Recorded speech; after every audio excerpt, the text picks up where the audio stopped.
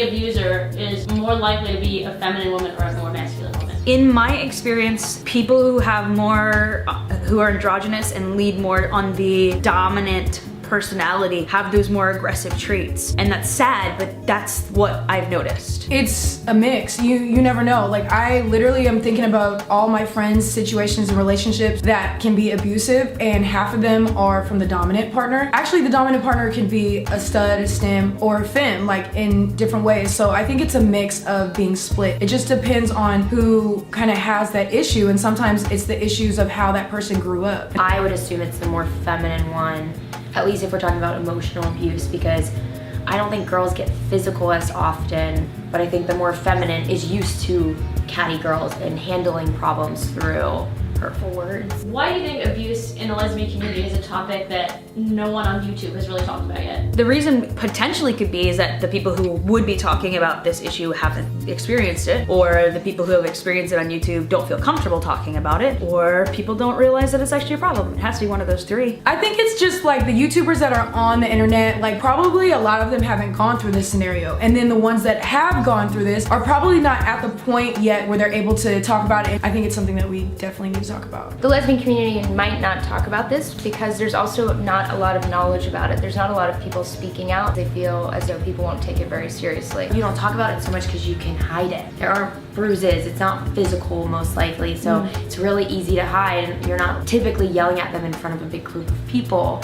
It would be all behind closed doors. I think that's why it's not talked about a lot. How do you think we can become more aware and helpful as a community together? When somebody says, this really hurts me, and then somebody else says, yeah, but somebody else is going through something way worse than you're taking away from that person's reality. You have to validate the way the person feels. You have to allow people to have their truth and their pain. Be a good friend. If you see a friend going through this, let them know that whatever they're going through in their relationship is not normal. I think that's the biggest thing, and that's what I've done to some of my friends. Sometimes they cut you off. They don't want to hear that. They want to keep being in this relationship with somebody, but sometimes it'll get through to them and you can actually help them. By sharing stories, like you telling people what you went through, so then they can watch and say, oh my gosh, this is exactly what is happening to me. I didn't even realize it's abuse. And through your whole journey, they can understand it and relate.